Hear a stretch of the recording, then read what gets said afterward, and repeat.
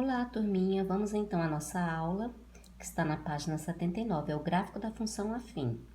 Vocês lembram que a função afim é do tipo ax mais b. Para a gente estudar esse gráfico, basta a gente entender primeiro que essa função, por ser do primeiro grau, ela é uma reta. E aqui no nosso livro, diz que é possível nós determinarmos o gráfico de uma função, demonstrar que ele é uma reta quando nós temos dois valores pertencentes a essa reta. Mas vamos conhecer um pouco mais sobre a função. Como ela que origina o gráfico, observe o seguinte.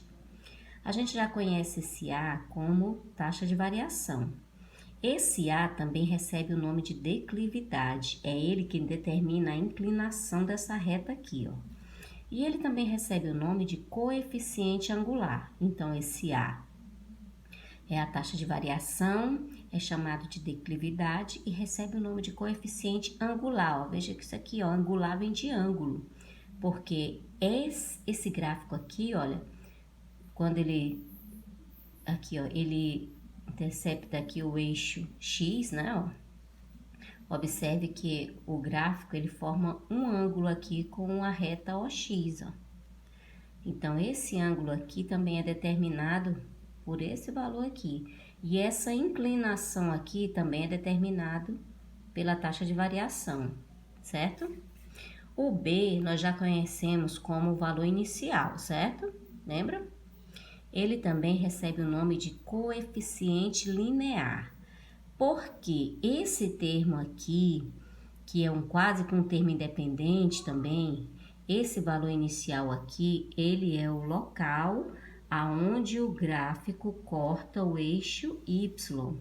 Então, por que é o local onde o gráfico corta o eixo Y? Porque o valor inicial a gente encontra quando nós atribuímos zero ao valor de x. Quando você coloca zero lá no x, aqui, ó, 0 vezes A vai dar 0, vai sobrar somente o B. Então, quando o x é 0, você já aprendeu que o ponto fica localizado em cima do y. Então, nesse caso, o B é o y, para localizar esse ponto aqui, ó. Então, o valor de B nada mais é do que o valor inicial. Então, aonde o gráfico cortar o eixo y, você já vai saber que esse aqui é o B, ok? Então, vamos aqui, ó. Continuando aqui na página 79, traçado de gráficos de funções afim. Para você construir um gráfico da função afim, basta que você tenha dois pontos. Aqui, se eu colocar menos 2 no lugar do x, eu vou encontrar o valor de y, ou seja, isso aqui é um par ordenado. Esse par ordenado está localizado aqui, ó, um ponto. Eu poderia muito bem pegar somente o B aqui não é 1. Se o B é 1, é porque o x é 0. Então, o local onde o gráfico vai cortar o eixo y, ó, vai ser no 1. Aí, aqui ele colocou mais um ponto, ó, 1, colocando 1 aqui no lugar do x, 2 vezes 1 é 2, mais 1, 3. Então, ele achou o valor de y igual a 3. Então, quando você tem dois pontos, você determina uma reta, ok? Para que você determine uma reta, basta apenas dois pontos, que poderiam ser esses dois atribuídos aqui, ou simplesmente atribuir esse e pegar logo esse aqui, que é o B, que esse aqui também já representa um ponto. Aqui, olha, no segundo caso, aqui você observa, quem é o valor de A? É 2. Então, a declividade, a taxa de variação ou coeficiente angular vale 2. Nesse caso aqui, ó, o A vale menos 3. Veja que aqui o A é positivo e aqui o A é negativo. Quando esse A é negativo, ó, colocando 0 no lugar do x, vai dar 0, vai sobrar apenas o 2, né? Então, isso quer dizer que a reta vai cortar em cima do 2. Nem precisaria colocar 0 no valor de x, porque se eu tenho o valor de B igual a 2, eu já devo saber que a reta vai cortar o eixo y exatamente no 2. No 2, que é aqui, ó, da reta y. Agora, observe, quando esse coeficiente angular, ou declividade, ou taxa de variação é negativa, olha para que lado ficou o nosso gráfico. Então, a gente já tem que entender o seguinte, que a taxa de variação, ela também determina a declividade ou a inclinação da reta. Observe que quando o A é positivo, a reta fica inclinada para a direita. E quando o A é negativo, a reta fica inclinada para a esquerda. Então, não esqueça disso, que o sinal de A determina para que lado fica inclinada a nossa reta, ok? Então, vamos aqui, ó. Na outra página, você vai ter vários modelos de gráficos. E observe que cada uma dessas funções, olha, está um pouquinho mais diferente. Vamos conhecer o nome dessas funções. Veja que aqui você tem o valor de A, mas você não tem o B. Nesse caso, se você colocar o valor aqui, ó, substituir menos 1, vai dar 3 vezes menos 1, você vai achar quem? O valor de y, não é isso? Então, aqui você tem um par ordenado. Esse tipo de função aqui, ela sempre vai cortar o gráfico aqui, ó, que é chamado de origem. Sempre vai cortar o gráfico na origem. Esse tipo de função é chamada de função linear, certo? Então, ela sempre vai passar na origem, que é o 0 e 0. Esse tipo de função aqui, olha, observe que ela é também linear, só que ela está negativa. O que foi que nós falamos? Função linear quando o A é positivo, inclinação para a direita. Mas essa função linear aqui, ó, sinal de A está negativo, inclinação para a esquerda, mas sempre vai passar na origem, certo? Observe essa outra função, que aqui você tem somente o x. Nesse caso, o A vale 1. Esse tipo de função aqui, ela é conhecida como função identidade. A função identidade, ela vai ser sempre a bissetriz dos quadrantes ímpares.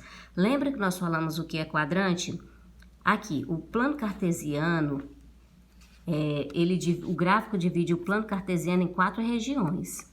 Aqui eu tenho o primeiro quadrante, segundo quadrante, terceiro quadrante e quarto quadrante, sempre no sentido anti-horário. Então, esse aqui é o primeiro, esse aqui é o terceiro.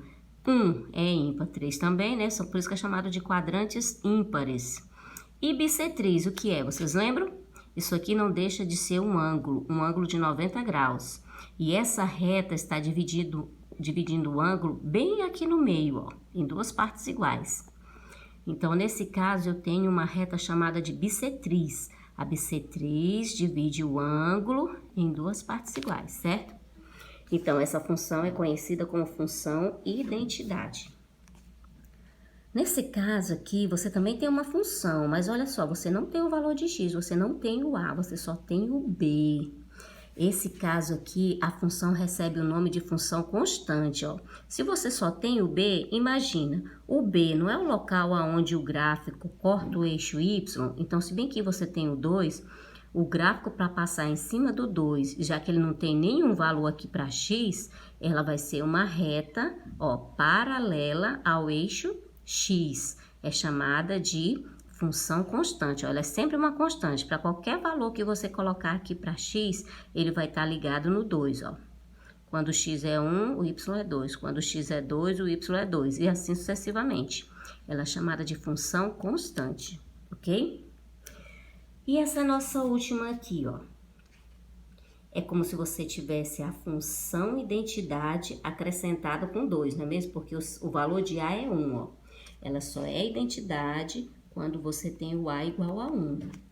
Então, aqui o A é 1. É como se fosse uma identidade mais 2. Quando acontece isso aqui, a gente chama isso aqui de translação. Translação por quê? Porque aqui a identidade você já sabe que ela passa bem aqui na origem, né? Se o A é positivo, inclinação para a direita. Se o A é negativo, vai ficar inclinação para a esquerda. Então, se ela está acrescentando 2, então é a identidade acrescido de 2.